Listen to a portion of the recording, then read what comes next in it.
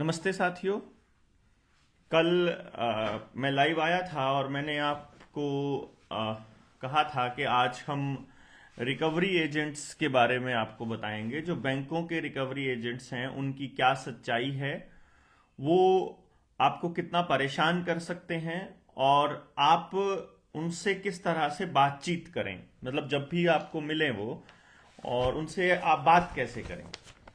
सबसे पहले तो आप ज़्यादा से ज़्यादा इस वीडियो को शेयर कर दीजिए ताकि ज़्यादा से ज़्यादा लोग जुड़ सकें और उनको पता चल सके।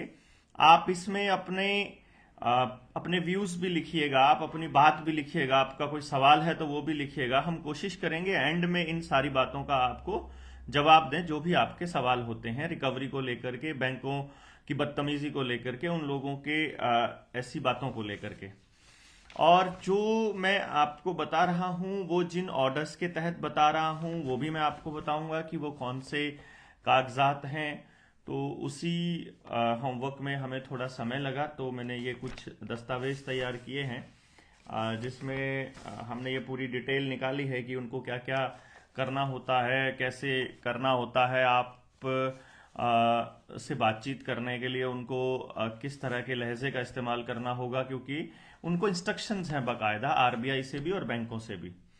किसी भी व्यक्ति को, चाहे उसने कितना ही पैसा लेना हो हमसे, उसको यह अधिकार कोई नहीं देता है कि वो आपसे बदतमीजी से बात करे। तो जो भी इसमें बातें होंगी वो आगे आएंगी, आप शेयर कर दीजिए ग्रुप्स के अंदर ज़्यादा से ज़्यादा।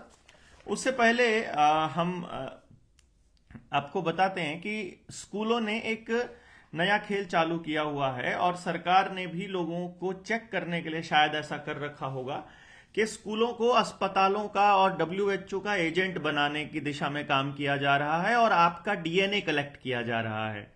अभी आपको लगता है कि वो आपका ब्लड ग्रुप ले रहे हैं, लेकिन असल में वो डीएनए कलेक्शन कर रहे हैं।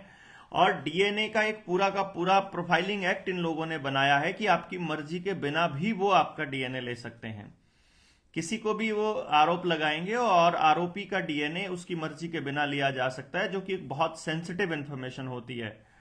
तो यूनाइटेड नेशंस के जो एजेंडा 2030 है, पहले वो एजेंडा 21 था जिसको बाद में वर्ल्ड इकोनॉमिक फोरम ने टेक ओवर कर लिया।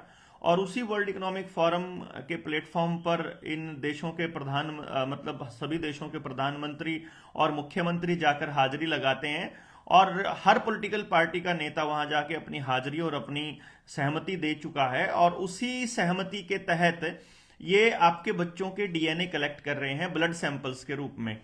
अभी स्कूल में टीचर्स को कुछ नहीं पता है। टीचर्स को लगता है कि ये सिर्फ एक ब्लड ग्रुप लिया जा रहा है और ये एक सिंपल बातचीत है और सिंपल मतलब एक एक्टिविटी है जिसके तहत आपके बच्चों को ये लोग मतलब सैंपल लेकर के, और कोई बड़ी चीज नहीं है। तो ऐसा आपको वो बता रहे हैं, लेकिन असलियत में ये समझिएगा कि आप के बच्चे का सारा डेटा वो लोग कलेक्ट कर रहे हैं। बाद में इस डेटा का इस्तेमाल किया जाना है आपके बच्चों को असलियत में बीमार रखने के लिए, जैसा कि वो अभी तक करते आए हैं। जब से डॉक्टर्स ने अपने देश में एंट्री की है तब से ही हम लोग बीमार होने शुरू हुए हैं और तब से ही ये सारी की सारी प्रोसेस चलने लगी है। ये आपको मालूम ही है। इसमें मुझे लगता है कुछ बताने की ज़रूरत नहीं है कि डब्ल्यूएचओ क्या काम कर रहा है और वो जो आपको दवाइयाँ दे रहा है उनके क्या असर हैं, वो अच्छे असर हैं कि बुरे असर हैं। मुझे लगता है अभी मुझे आपको बताने की ज़रूरत नहीं है, आप सब लोग समझते हैं।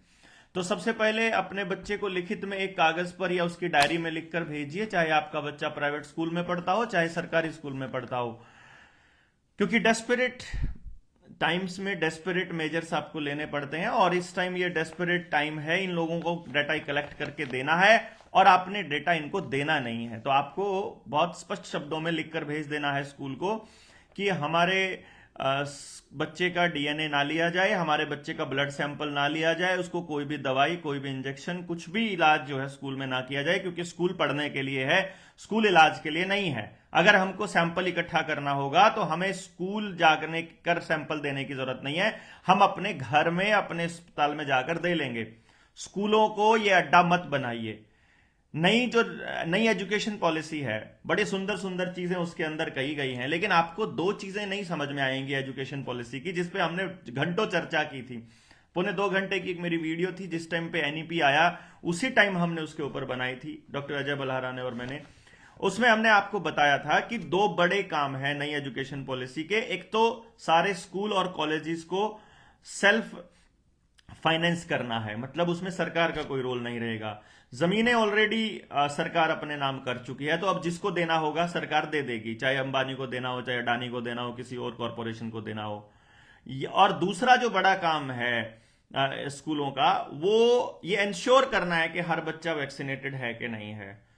स्कूलों को वैक्सीनेशन सेंटर बनाने की दिशा में काम कर रहे हैं ये लोग। बेसिकली ये डेटा कलेक्शन है जनता का, जिसको जो मैं ये कह रहा हूं आपका ये ब्रीच ऑफ प्राइवेसी है, जो बहुत खतरनाक है। ऐसे ही चिल्ला चिल्ला करके हम वैक्सीन आने से पहले आपको बताया करते थे कि आपको अपने बच्चों को बचाना है, और इसी तरह से दोबारा चिल्लाना पड़ रहा है कि अब आपका डेटा खतरे में है, क्योंकि आप सारे लपेटे जाओगे तो हम भी लपेटे जाएंगे, इसलिए आपका बचना जरूरी है। गांव के आदमी को नहीं मालूम है, किसान अपने खेत में काम कर रहा है, मजदूर अपना मजदूरी कर रहा है, उसे नहीं पता है कि उसका बच्चे का डेटा कलेक्ट किया जा रहा है। नौकरी करने वाला आदमी अपनी नौकरी कर रहा है, उसके लिए बड़ी सिंपल सी बात लगती है कि ब्लड ग्रुप ही तो ले रहे हैं। आपके बच्चों को हर हफ्ते कोई ना कोई नई दवाई दे रहा है मास्टर, उसको मास्टर को भी नहीं मालूम है ऊपर से क्या आया है। उधर से पानी की टंकी में वो पानी वाला कुछ भी पाउडर डाल रहा है कि ऊपर से आया है, दवाई है, क्लोरीन है, फलाना है, ढिमकाना है, ये नहीं पता है कि कितने दिन में कितनी बार डालना होता है। बड़ा मसला है, आप समझिए। आसमान में आपसे मर्जी के बिना कुछ भी केमिकल छिड़के जा रहे हैं जहाजों से। आपको किसी भी शहर के अंदर फोग लेकर के आनी होती है, वो ले आते हैं। दिवाली की रात आपने देखी होगी, दिवाली की रात से पहली रात भी उतनी ही बुरा हाल था वहां। आंखें जलन करने वाला जो केमिकल है ये डाला जाता है, ये कोई पटाखों से या प्रदूषण से नहीं होता है, ये माहौल बनाया जा रहा है। एक तो शेयर कर दीजिए, फिर मैं ये बातचीत चालू करता हूं जो हमने शुरू किया था। रिकवरी जो एजेंट्स हैं, और रिकवरी एजेंट्स की क्या क्या मतलब वो कर सकते हैं, उनके अधिकार क्या क्या हैं और हमारे अधिकार क्या हैं, और उनको किस तरह से बिहेव करना चाहिए। तो सारे रिकवरी एजेंट्स जो भी सुन रहे हैं, वो सारे रिकवरी एजेंट्स अपने हेड के पास, अपने बॉस के पास ये वीडियो भेज दीजिए कि भैया जी, गलती से भी अगर जनता सरकार मोर्चा के बंदों के हत्थे चढ़ गए तो तुमको बहुत महंगा पड़ेगा। जींद में तो ऐसे हुआ ही था, 2 ट्रैक्टर्स उठा करके ले गए थे जींद वाले अपने यार्ड में। उसके बाद सुशील भाई और उनकी टीम जब वहां पहुंची, संदीप और सुशील हैं जो संदीप बड़ौदा वाले, वो पहुंचे तो वो ट्रैक्टर भी लेकर के आए और उनके ऊपर जुर्माना भी लगाया, और उसके बाद ये बताया कि जींद जिले से कभी कोई ट्रैक्टर नहीं उठाया जाएगा। तो हरियाणा में और पंजाब में तो खास तौर पे जो महाराष्ट्र के किसानों के साथ ये कर रहे हैं, इनको तो चेतावनी देनी ही जरूरी है कि भैया अब तुम्हारा नंबर आ गया है, अब तुम्हारे बारे में हमको मालूम पड़ गया है, अब हम आपको बता रहे हैं और चेतावनी दे रहे हैं। तो ये चेतावनी है एक तरह से, आप इसको समझिए। तो पहले मैं आपको पहले अधिकार बताऊंगा, उसके बाद रिकवरी एजेंट्स को ये जब भी कोई रिकवरी एजेंट आता है आपकी गाड़ी को पकड़ने के लिए आता है, आपने अगर किस्तें जमा नहीं कराई हैं और आपने आवेदन भी लगाया हुआ है, इवन आपने आवेदन नहीं भी लगाया हुआ है, तो भी आप उनको बोलिए कि ये जनता सरकार मोर्चा की गाड़ी है, सिंपल। उसके बाद भी अगर वो उठा के ले जाता है तो फिर देखते हैं हम उनको, फिर उनकी खाट खड़ी हम करेंगे। और हां, रिकवरी एजेंट्स के लिए एक सूचना और है भैया, आप वसूली करते हो ना, आप वसूली करवाते हो वकील उनके बैंकों की तरफ से, आपको हायर किया गया है और आप फिर थर्ड पार्टी को दे देते हो, तो मैं आपको एक और बता रहा हूं, आपको वसूली का ठेका हम देते हैं। हमारे पास दस्तावेज हैं जो ये कहते हैं कि उन्होंने देश की जनता के साथ ठगी की है बैंकों ने, और जिस बंदे ने एक भी किस्त जमा कर रखी है उसको बैंक से लेना आता है, ऑफिशियली डॉक्यूमेंट के हिसाब से, सरकारी दस्तावेजों के हिसाब से। तो एक काम करते हैं, बैंक वाले आपको 10,000, 20,000, 30,000 रुपया देते होंगे, 10%, 20%, 5% ऐसा देते होंगे। हम आपको ठेका देते हैं, हम आपको बताते हैं कि आप 90% पैसा आप रखिएगा, आप हमें वसूली करके दो। और जो पुलिस वाले हैं, पुलिस वालों से भी ये गुजारिश है कि आप भी पैसा दिलवाने का काम करते हो ना। सिरसा में आपने कितनी बड़ी गलती की थी, उधर जयपुर में एक बहुत बड़ी गलती की उन्होंने पुलिस वालों ने, कि वो जब जिसका आवेदन लगा हुआ था वो बंदा अंदर था हवालात में, और जो एसएचओ है वो आकर के उस दोबारा ताला लगवा कर गया बैंक वालों के साथ। तो इसका मतलब है कि वसूली करवाने में अगर पुलिस मदद करने वाली है, कर सकती है, और वो करने चली है, तो फिर हमारी भी वसूली करवा दीजिए, फिर बैंकों से हमारा पैसा भी दिलवा दीजिए जो हमने लेना है। तो जिस ऑर्डर के तहत मैं आपसे ये बात कर रहा हूं, उस ऑर्डर का नाम, वो आरबीआई का एक ऑर्डर है, RBI/2007-2008/296, और इसका नंबर है DBOD.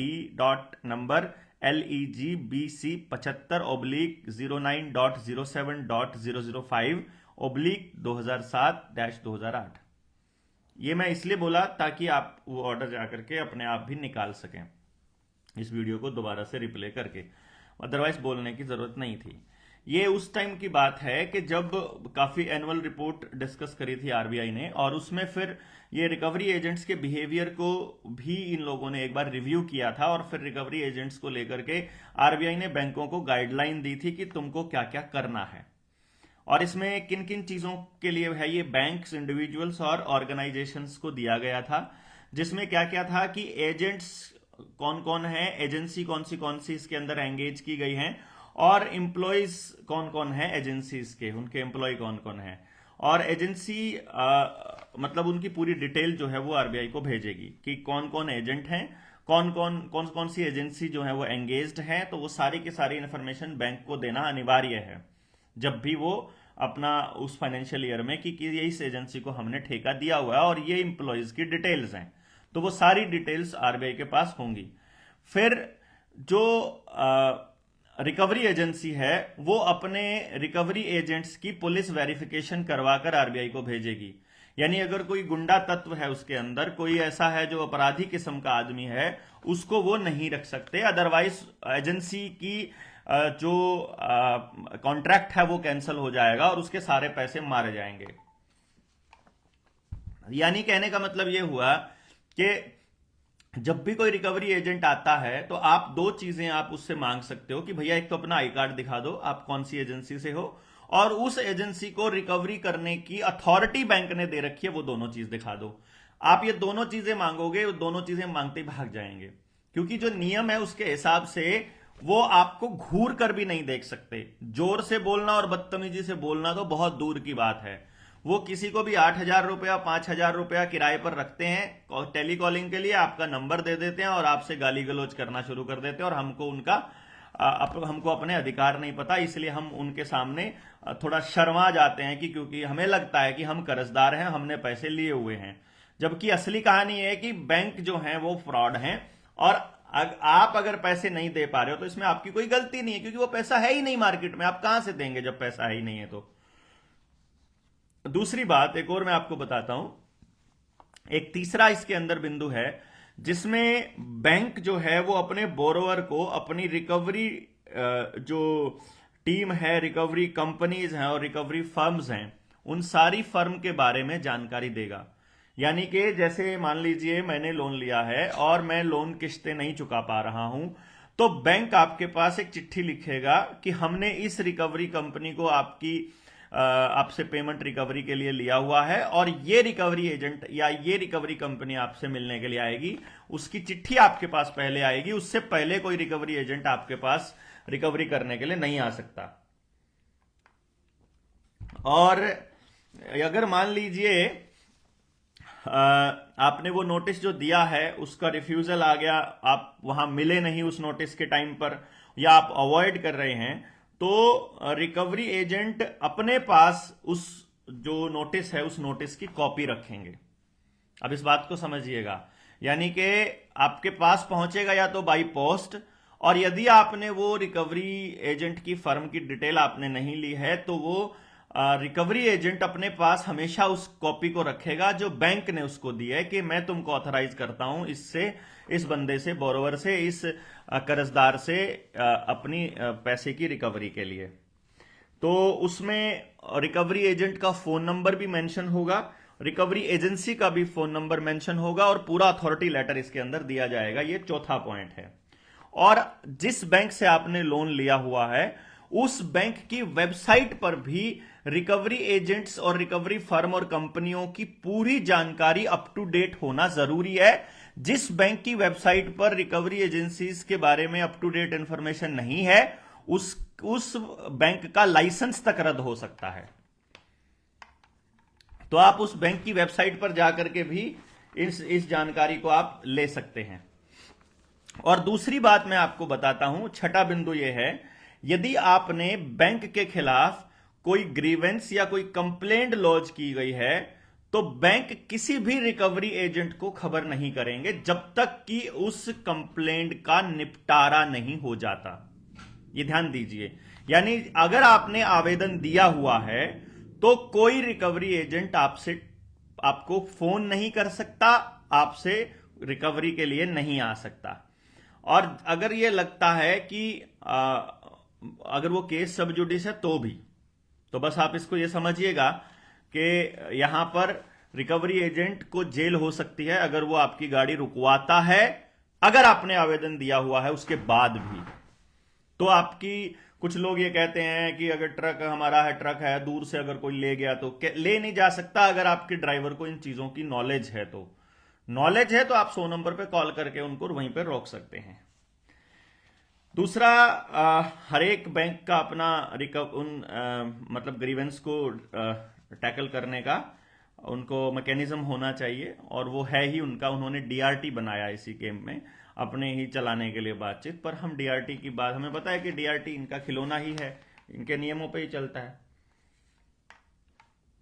दूसरा, एक और बात है, रिकवरी एजेंसीज को बहुत हाई इंसेंटिव अगर देने की बात बैंक करता है तो भी बैंक फंसेगा, तो भी उसका एजेंसी जो है वो कैंसिल हो सकती है। या फिर कोई रिकवरी एजेंट क्वेश्चनेबल कोई तरीका अपनाता है। क्वेश्चनेबल तरीके में क्या आता है कि वो गाली देता है, किसी को अनसिविलाइज तरीके से बात करता है, अनलॉफुल तरीके से बातचीत करता है, या उसका बिहेवियर जो है वो क्वेश्चनेबल है, तो रिकवरी प्रोसेस जो है वो वहीं पर रुकेगी और रिकवरी एजेंसी का लाइसेंस रद्द होगा अगर हम लोगों को मालूम होगा तो अभी आपको ये समझना है। अब रिकवरी एजेंट को कौन सा मेथड फॉलो करना है, ये बिंदु 9 में दिया हुआ है। इसमें सर्कुलर का नंबर मैं आपको बोल देता हूं। ये सर्कुलर नंबर dbod.log.n number.bc1004/009.07.007/2002-2003 इसके मैसेज पर, ये 5 मई 2003 को इशू हुआ लेटर है और यही लेटर चल रहा है। अभी अपडेट इसको नहीं किया गया है कि कौन सा कोड ऑफ कॉन्डक्ट कौन सा होगा और लेंडर्स को किस तरह से आप बात करेंगे, जिससे भी आपने पैसा लेना है, रिकवरी करनी है, उससे आप बात कैसे करेंगे। एक सर्कुलर है जिसमें dbod.n/bp.40/2158/2006/07। ये 3 नवंबर 2006 की चिट्ठी है। तो इसमें दिया हुआ है कि आप लोग किस तरह से आउटसोर्स करेंगे किसी भी नए रिकवरी एजेंट को अगर आपने करना है। इसमें मास्टर सर्कुलर जो लिया गया है वो dbod.fsd.bc.17/001/2007-2008, ये 2 जुलाई 2007 का लेटर है और इसमें क्रेडिट कार्ड ऑपरेशंस के ऊपर है। अब ये मैंने इसलिए बताया है आपको ताकि आपको मालूम पड़े कि ये चिट्ठियां हैं जो बैंकों को आरबीआई ने भेजी है और आपको स्ट्रिक्टली ये फॉलो करने हैं। वो इसलिए जरूरी है क्योंकि जैसे ही आप अनलॉफुल तरीके से आते हो, मसले पब्लिक में आ गए, तो आरबीआई की पोल खुल जाएगी कि ये प्राइवेट बॉडी है और देश को लूटने का काम इसके जरिए, मतलब सरकारों के जरिए ये आरबीआई कर रही है और वो अंग्रेज अभी तक यहां से गए नहीं है।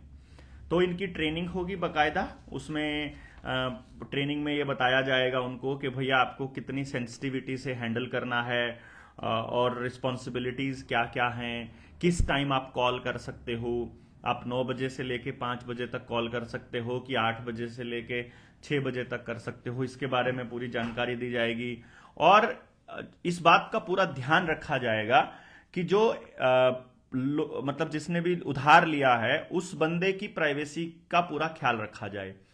प्राइवेसी का ख्याल रखा जाए मतलब यह है कि ऐसा ना हो कि आप सड़क में खड़े होकर के पैसे मांगने लग जाओ, ऐसा ना हो कि गलती से आप उसको कहीं भी रास्ते पर रोक लो या किसी और के सामने आप बोल दो। अगर आपको किसी और के सामने पैसा मांगने बैंक का रिकवरी एजेंट आता है, उसका नाम नंबर नोट कीजिए, एफआईआर लॉन्च कीजिए कि मेरी प्राइवेसी को इसने भंग किया, मेरे मान सम्मान को इसने ठेस पहुंचाई। बेशक आपने लोन कितना ही लिया हो, चाहे आपने कितना ही पैसा देना हो, उनको कोई अधिकार नहीं है दुनिया के किसी और आदमी के सामने ये बात कहना कि तुम हमारे को पैसा दो। ये ध्यान दीजिएगा। और फिर इसके अंदर रिकवरी का एक सर्टिफिकेट है, IIBF, Indian institute of banking and finance की 100 घंटे की ट्रेनिंग लिया हुआ वो बंदा होना चाहिए जो आपसे रिकवरी करने के लिए आ रहा है, और आप उससे उस ट्रेनिंग के सर्टिफिकेट की भी डिमांड कर सकते हैं। आप शेयर कर दीजिए ताकि ज्यादा लोग जुड़ सकें इसके अंदर। और दूसरी बात, इसमें एक चीज का ध्यान देना पड़ेगा कि पोजेशन किस तरह से ले सकते हैं। पोजेशन के लिए इन लोगों ने एक सरफेसी एक्ट है, SARFAESI, सरफेसी एक्ट बनाया था इन्होंने 2002 में। ये देख लीजिए 2002 में बनाया और 2022 में इसको इंप्लीमेंट करना शुरू किया इन लोगों ने। थोड़ा ये 10 साल बाद ही उसको इंप्लीमेंट करना शुरू करते हैं। इसलिए मैं आपको बता रहा हूं कि जो आज ये इंफ्रास्ट्रक्चर बना रहे हैं इसका इस्तेमाल इन्होंने 10 साल बाद ही करना है, और हम जो बात आपको बता रहे हैं वो कम से कम 10 साल बाद की बता रहे हैं, और बहुत से लोगों को नहीं समझ में आता क्योंकि वो सिर्फ अभी की सोच रहे हैं। तो इसमें क्या है, सरफेसी की फुल फॉर्म है securitisation and reconstruction of financial assets and enforcement of security interest act 2002। तो ये इसके अंतर्गत ये पूरा प्रोसेस है। इसमें इसके तहत वो लोग करते हैं। अभी उन्होंने 13/2, 13/3, 13/4, 13/2, 13/3 के नोटिस भेज देते हैं, बाद में 13/4 का पोजेशन का आ जाता है। लेकिन यदि हमने आवेदन लगाया हुआ है तो जब तक उसका निपटारा नहीं होगा वो नहीं कर सकते, और अगर डीसी ऐसा करता है तो बाय नेम उसके ऊपर एफआईआर हम लोग करवाएंगे। चाहे तहसीलदार ऐसा करे, चाहे एसडीएम करे, चाहे डीसी करे, या तीनों फंसेंगे ये लोग, चाहे एडीसी हो इसके अंदर। बाकी ये लोक अदालत वगैरह का ड्रामा चलाते हैं जिसमें ये पीछा छुड़ाना चाहते हैं हम जैसों से, पर ये तो आपको मालूम ही है। क्रेडिट काउंसलर्स होते हैं, वो आपको समझाएंगे आपका सिबिल मतलब जो है वो खराब हो जाएगा, आप इसको पेमेंट कर दीजिए, नहीं तो आपका ये खराब वो खराब। तो आप इसके अंदर देख ही सकते हैं। दूसरा है एक और चीज है, एस प्रिंस मतलब बैंक्स, एक लाइन को समझिए, इस लाइन को जो मैं आपको बोल रहा हूं, banks as principal are responsible for the actions of their agents. यानी अगर कोई भी रिकवरी एजेंट कोई भी बदतमीजी करता है तो उसके लिए जिम्मेदार बैंक है, लाइसेंस बैंक का रद्द होने वाला है यदि आप बैंक के खिलाफ कंप्लेंट देते हैं तो आरबीआई में अगर उनके बिहेवियर की कंप्लेंट हो जाए तो आप ये समझिए कि उनकी रिकवरी प्रोसेस भी बैन हो सकती है। बैंक की पूरी रिकवरी प्रोसेस, यानी बैंक रिकवरी ही नहीं कर पाएगा अगर आपको ये सबूत के तौर पे आपको मिल जाए। तो एक तो अपनी गाड़ी में एक बंदा साथ में है अगर, या नहीं है तो अपने मोबाइल को ऑन करके रखने की कोशिश कीजिए कि वीडियो कैमरा फटाफट ऑन कर लो, उनसे देखो कि वो क्या कहते हैं, कैसे करते हैं। उनकी गाड़ी का नंबर जरूर नोट करो। आमतौर पे ऐसे लोग फर्जी नंबर ही यूज करते हैं, बट फिर भी वो गाड़ी की नंबर प्लेट वो वाली देखो। और दूसरा, आप इनके इस जाल में नहीं फंसना कि इनकी गुंडागर्दी चलेगी। आप जनता सरकार मोर्चा का नाम लीजिए, आप अपने ही किसी अपनी टीम का नाम लीजिए, अपने ऑर्गेनाइजेशन का नाम लीजिए और बोलिए कि पहले आप अपनी अथॉरिटी लेटर दिखाइए, अपना ट्रेनिंग का शेड्यूल दिखाइए, आपने कब ट्रेनिंग ली, आप अपनी आईडी कार्ड दिखाइए, आपको बैंक ने अथॉरिटी दी है वो अथॉरिटी का लेटर दिखाइए। इतने में ही निकल जाएंगे ये, क्योंकि इन्होंने ये खुद नहीं आते, कोई भी रिकवरी एजेंसी खुद नहीं एम्प्लॉय नहीं रखती है, ये ऑन रोल नहीं रखती है, ये ठेका देती है कि इतने 1000 रुपया मिलेगा तुमको एक गाड़ी की रिकवरी पे। तो वो लोग सुबह ही निकलते हैं, ढूंढते हैं कि कोई एक गाड़ी मिल जाए, रोज का 10,000 मिल जाए तो बढ़िया है, उनको एक 10-20 हजार रुपया ही देते हैं उनको। तो ये ध्यान रखिएगा आप लोग कि ये आप इसके जाल में आप ना फंसें। तो एक तो अपने स्कूल्स के अंदर अपने बच्चों को बताइए। संदीप धमतान जी पूछ रहे हैं कि भैया जी किसान कार्ड पे मौत हो जाने पर कितने % में सेटलमेंट होगा जो खाता एनपीए में है। हम लोग सेटलमेंट नहीं करते हैं भैया, जनता सरकार मोर्चा पूरी पेमेंट करने में यकीन रखता है और कानून के हिसाब से पेमेंट करने में यकीन रखता है। कानून ये कहता है हमारे देश का कि जो बैंक आपको पैसा दे रहे हैं ये इलीगल पैसा है। आप इस बात को समझिए। जैसे कुछ लोग ऐसा बोल देते हैं कि जब आपने बैंक से पैसा लिया है तो आप बैंक को देने में आनाकानी क्यों कर रहे हैं। हम बिल्कुल आनाकानी नहीं कर रहे हैं। हमको जब बैंक ने पैसा दिया था तो हमने उसको असली रुपया मान कर लिया था। आपने हमारे साथ फ्रॉड किया और हमको इलीगल मनी दिया। इलीगल मनी कौन सा है? जो पैसा किसी भी स्टैंडर्ड के बिना छाप दिया गया है वो इलीगल मनी है, वो खाली पर्ची है, वो खाली कागज का टुकड़ा है। उसके बदले में रुपया मिलना ही नहीं है। जो लिखा हुआ है कि मैं धारक को 100 रुपया अदा करने का वचन देता हूं, वो 100 रुपये जाकर के जिस पैसे को नहीं ले सकता वो जाएगा। तो है ही नहीं है बैंकों के पास 100 रुपया, तो फिर कैसे दोगे आप? तो ये आपको पता होना चाहिए।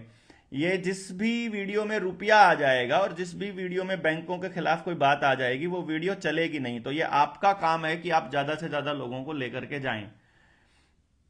आप इसको बोलें कि आप कि भाई ये आप ये पॉइंट है, ये बिंदु हैं और आप इनको सुनिए और देखिए। तो सबको आप भेजिए इस वीडियो को, ज्यादा से ज्यादा लोगों तक इस वीडियो को लेकर के जाइए ताकि मैक्सिमम लोग इस जानकारी को जान सके। पहले तो हमें जानकारी ही नहीं होती है तो वहां एक बड़ा इशू आता है कि भाई हमारे साथियों को, हमारे लोगों को यही नहीं मालूम है कि उनके अधिकार क्या क्या हैं।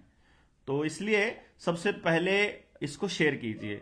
दूसरा, आपको कहीं भी ऐसा लग रहा है कि रिकवरी एजेंट आपके साथ बदतमीजी करते हैं तो जनता सरकार मोर्चा के साथियों को आप मिलिए, उनको बोलिए और उनसे जुड़िए। अलग अलग जिलों में कौन कौन साथी हैं, लोन को लेकर आवेदन करना है, इसको लेकर के हम कल आपको एक लिस्ट जारी कर देंगे और फिर आप उनसे मिलिए और वो आपका आवेदन तैयार करके बैंकों में लगाना शुरू करेंगे। बड़े लेवल पर हम पूरे भारत को कर्ज मुक्त करने के लिए, बल्कि कर्ज मुक्त करने के लिए नहीं, कर्ज मुक्त रखने के लिए हम प्रतिबद्ध हैं। मतलब आप जितना लोगों को आने वाले वक्त में हम एक ऐसा तंत्र बनाना चाहते हैं जिसमें ज्यादा से ज्यादा लोग कर्ज मुक्त रह सकें लाइफ टाइम के लिए, जिंदगी भर दोबारा इस लोन के कुछ चक्कर में ना फंसें। और तीसरी बात यह है कि एजुकेशन के लिए मैंने कल कुछ लोगों का बुक का क्या होगा, बुक गोपाल भाई बुक भी हम लोग लॉन्च करेंगे। अभी मैंने अकाउंट नंबर देख रहा हूं किसी का, मेरे पास तो मैं अपने वाला अकाउंट नंबर तो दूंगा नहीं। अभी हमें कोई चैरिटी का अकाउंट, किसी ने चैरिटेबल ट्रस्ट अगर कोई बना रखा हो तो उसका कोई अकाउंट अगर किसी के पास हो तो वो अकाउंट मैं चाहूंगा लेकर के और इस पे उसमें हम लोगों से बुकिंग अमाउंट ले सकें, क्योंकि हमको अभी बहुत से मतलब एक्सपेंसेस की ज़रूरत पड़ेगी और उसके लिए हमारे पास फंड्स होने चाहिए। हमारे पास फंड्स हैं नहीं, ऑलरेडी हम माइनस में चल रहे हैं। तो बुक भी जल्दी ही हम लोग लॉन्च करेंगे। लॉन्च क्या करेंगे, पहले तो बुकिंग करेंगे उसकी, जितनी बुक्स बुक होंगी उतनी ही उसी हिसाब से हम लोग आगे बढ़ाएंगे। और जनता सरकार मोर्चा के साथी जो हैं वो दिन रात आपसे कनेक्ट करने में लगे हुए हैं। आप अगर वही साथी हैं और रोज नए साथियों से नहीं जुड़ रहे हैं तो हम कहीं ना कहीं बैकफुट पे आ जाएंगे और एक दिन हम इन चोरों से हार जाएंगे, जो कि हमें मंजूर नहीं है। हमें लड़ते रहना है और उसके लिए हमें लोगों को जगाते रहना है। जो जागी हुई आत्मा के लोग हैं, जो लालच और डर से परे हैं, वो बहुत जल्दी आपके साथ जुड़ेंगे।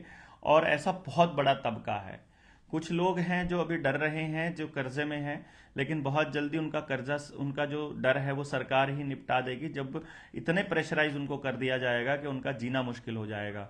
तो जिस भी भाई का जीना मुश्किल हो जाए और उसको लगे कि अब जीवन में केवल मौत ही एक रास्ता है, उसको अपनाना पड़ेगा, तो भैया वो जहां जाने से पहले, कोई भी सुसाइडल कदम उठाने से पहले आप हमारे लोगों से मिलिए। आप जनता सरकार मोर्चा के साथियों के साथ आ जाइए, उनके साथ ही रहिए। वो आपको सब सिखाएंगे, लड़ना भी सिखाएंगे, बताएंगे और आगे बढ़ने के लिए साथ भी देंगे आपका, और आप भी साथ दीजिए फिर समाज को बचाने में। हमारा टारगेट में समाज है। आपने रैली की वीडियो अगर देखी हो, लाइव पूरा चला, और आपने देखा होगा एकमात्र रैली ऐसी थी पूरे भारत में आज तक के इतिहास में जिसमें मतलब किसी भी व्यक्ति के लिए कोई नारा नहीं लगा और सब संदेश समाज को चला गया। अभी 26, 27, 28 को किसान परमानेंट धरना रख रहे हैं और चंडीगढ़ की टीम से पर्सनली मेरी रिक्वेस्ट है कि वो अपनी तैयारी करें पंचकुला में अपना टेंट लगाने की, और वहां पर हम लोग जेएसएम का एक टेंट लगे ताकि लोगों को संदेश देना आसान हो। वहां से रात को वहां सत्संग चला करेगा, तो जिस भी भाई को आना हो हमसे मिलने के लिए वो आए, वहां पर बैठेंगे, चर्चा करेंगे, लंबी चर्चाएं चलेंगी। धरने के अंदर भी चलेंगी। दिन में किसानों का धरना होगा, रात को अपना सत्संग होगा और बैठेंगे। तो आप सब लोग जितने भी साथी जुड़े हुए हैं अपने जनता सरकार मोर्चा के रेगुलर साथियों से जुड़े रहिए, उनसे जुड़ करके और लोगों को जोड़ते रहिए। ये संख्या अभी आप रोज भी एक व्यक्ति को जोड़ेंगे तो जितने भी साथी अभी तक जुड़ चुके हैं रोज इतने परिवार बढ़ेंगे। और ये आसान नहीं है और ये मुश्किल भी नहीं है। मतलब आसान इसलिए नहीं है क्योंकि आपको शुरू करने की देरी है, शुरू करने में टाइम लगता है। और मुश्किल इसलिए नहीं है कि आपने शुरू कर दिया तो बस फिर हो गया, फिर खत्म, फिर टेंशन लेने की जरूरत नहीं है। और बहुत जल्दी हम दिल्ली के तालकटोरा स्टेडियम में, इंडोर स्टेडियम में एक पेरेंटिंग का बहुत धांसू सा सेमिनार करने की योजना बना रहे हैं, जिससे संदेश पूरे देश में जाए कि हम कैसी शिक्षण व्यवस्था चाहते हैं। आप में से जो जो लोग उस दिल्ली वाले सेमिनार के लिए तैयारी करना चाहते हैं, आप इसमें मैसेज कीजिए कि कितने लोग वहां, हमें वहां कम से कम 5,000 लोग चाहिए दिल्ली के अंदर। सेमिनार करेंगे पेरेंटिंग के ऊपर। तो आप कितने लोग बाहर से आना चाहते हैं, कितने लोग कहाँ से आना चाहते हैं, कितने लोग किस स्टेट से आ जाएंगे, आप लिखिए। और उसकी तैयारी हम जल्दी करते हैं, दिसंबर या जनवरी में हम ये सब कर देंगे। और बैंक कर्ज आवेदन से चुका सकते हैं, लेकिन गाड़ी का कैसे कर देंगे? अरे गाड़ी का भी देंगे, सारा गाड़ी का कर्जा हो, चाहे आपका केसीसी का हो, चाहे आपका पुराना कोई लोन हो। अब हम तो ढूंढ रहे हैं कोई बड़ा मिल जाए बंदा। हाँ मतलब बड़ा बंदा इन द सेंस कि ज्यादा पैसे वाला, जैसे नीरव मोदी मिल जाए, मालिया वगैरह से कांटेक्ट हो जाए। वो उन लोगों को राइट ऑफ मालूम है क्यों करती है सरकार? क्योंकि उनको ये पता है कि सरकार ने फर्जी नोट छापे हुए हैं। वो सारी बात सच बता देंगे, वो सारी बात दुनिया के सामने, देश के सामने रख देंगे। इससे डरते हुए बड़े उद्योगपतियों के कर्जे माफ होते हैं, इसको समझिए आप। जब किसान निकलेगा तो हम माफ नहीं करेंगे, हम चुकता करेंगे, कानूनन चुकता करेंगे। और जितने भी साथी हैं, आवेदन की फीस नहीं दे सकता उसका क्या करें? अरे आवेदन की फीस नहीं है भाई, गरीब का क्या मतलब है? अगर किसी का लोन 1 लाख का, 2 लाख तक का है, उसको तो हम वैसे ही नहीं कोई चार्जेस उसको बोलते हैं, पैसे ही कोई सहयोग राशि देने की जरूरत नहीं है। और ये कोई फीस नहीं है दोस्त, ये तो कोई आदमी काम कर रहा है तो उसकी मदद है। ये तो एक समाज के ऊपर खर्च होने वाला पैसा है, मतलब सॉरी, खर्च होने वाली सहयोग राशि है। ये कोई फीस थोड़ी ना है। जनता सरकार मोर्चा इसमें कोई फीस किसी से नहीं लेता है। तो आपको एक ही बात को समझना है कि ये फीस नहीं है, ये सहयोग है। हम आपका सहयोग कर रहे हैं, आपको समाज के इस आयोजन में सहयोग करना है। और ये एक तो एक बड़ी मतलब बड़ा यज्ञ है जिसमें आपको आहुति डालनी है। ये तो आपकी आहुति है, खाली आप नहीं देते हैं कोई दिक्कत नहीं है। मतलब ऐसा कोई मतलब हार्ड एंड फास्ट ऐसा कोई रूल नहीं है इसके अंदर। बट मैं समझता हूँ कि हम सबके सहयोग से ही कोई बड़ा आयोजन सफल होगा। आपने करनाल में रैली में देखा ही होगा, बहुत ही शानदार रैली रही। आप सब लोग पहुंचे, जो नहीं पहुंच पाए दूर से आप लोगों ने सहयोग किया, उसके लिए भी बहुत बहुत धन्यवाद। और 26, 27, 28 को किसानों का धरना पंचकुला में सेक्टर 5 में होना है। आप सब लोग वहां पहुंचकर उसको मजबूत कीजिएगा। देखते हैं किसान कितनी बड़ी संख्या में वहां आते हैं और सरकार से किस तरह का दबाव बना पाते हैं। और हमें भी बहुत कुछ सीखने को मिलता है ऐसे आयोजनों से कि हमको क्या करना है। और दिल्ली के अंदर पेरेंटिंग सेमिनार का आइडिया अभी आपसे बात करते करते आया, तो क्यों ना हम लोग इस पे बड़ा करें। और आपने बोला है भगत पीरूदास बोल रहे हैं, रतलाम में ट्रेनिंग का सेवा का मौका दीजिए। आप मुझे मैसेज कीजिए व्हाट्सएप पे। बाकी कुलदीप भाई का नंबर आप सबके पास है ही है, आप उसको मैसेज करके ट्रेनिंग के लिए बोल दीजिए ताकि आपको कौन से जिले में चाहिए। अब की बार हमको थोड़ा सा स्ट्रिक्ट होना पड़ेगा। कम से कम 200 प्लस की संख्या होना जरूरी है जहां भी ट्रेनिंग कर रहे हो। कोई लाभ नहीं है हम पुराने ही साथी, 200 नए लोग, अगर आप 200 नए लोग आपके पास नहीं हैं तो अभी तैयार कीजिए और लोगों से मिलिए। और जब 200 लोग आ जाएं तो कर लीजिए आप वहां ट्रेनिंग। बल्कि आने वाले वक्त में 500 से कम की ट्रेनिंग नहीं होगी, तो इसलिए थोड़ा जल्दी करिएगा, ठीक है? तो 200 लोग मिनिमम रखें। और नए लोग, पुराने हैं वो कितने ही आ सकते हैं उसके प्लस में, लेकिन नया 200 आदमी होना चाहिए अपने पास। तभी फायदा है कि नए लोग जुड़ें और उनको पता चले कि जनता सरकार मोर्चा कितना बड़ा काम कर रहा है। ऐसे तो हम उन्हीं लोगों को घुमाते फिराते रहेंगे, उन्हीं से बार बार वही पैसा दे रहे हैं बेचारे, वही ऊर्जा लगा रहे हैं, वही वो कर रहे हैं, और फिर धाक के 3 पात हम वहीं पे खड़े रहेंगे। संख्या बढ़ेगी नहीं, हमारी संख्या नहीं बढ़ेगी तो हमें कैसे पता चलेगा हम कितने ताकतवर हो गए हैं कि सरकारों को कितने बड़े जोर से ऐलान कर सकते हैं, उनके खिलाफ किस तरह से बिगुल बजा सकते हैं लड़ाई का। तो इसलिए बड़ा ज़रूरी है कि संख्या हमारी बढ़ती रहे लगातार।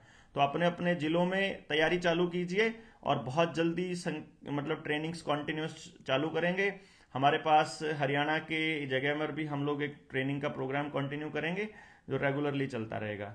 तो आप सब लोग जुड़े, बहुत बहुत धन्यवाद। जितनी ज़्यादा संख्या में आप मैं ये मैसेज में कनेक्ट जोड़ने की कोशिश करता हूँ। ये जो मैंने लेटर जिसके दम पर मैंने ये बोला है, वो उनकी कॉपी मैं इधर मैसेज में डाल देता हूँ, और इसका लिंक यूट्यूब वाली जो वीडियो होगी उसके डिस्क्रिप्शन में डाल दूंगा।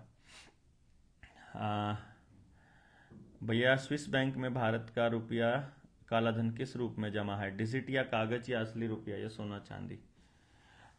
देखिए, उस टाइम पर जो डॉलर में जो रेट होता है उसके हिसाब का वो पैसा वहाँ जमा हो जाता है, जाएगा डिजिट में ही। और जैसे हवाला में जाता है वैसे सारा हवाला की तरह पैसा ट्रांसफर होता है। ये स्विस बैंक के अंदर जब जाता है ना, इधर से पर्ची दी जाती है, उधर से उतने रुपए की प्रॉपर्टी को गिरवी रख के या उस प्रॉपर्टी को दे करके या सोना या चांदी दे करके वो डिजिट वहाँ एंटर हो जाती है और उसकी कीमत की वैल्यू वहाँ जमा हो जाती है।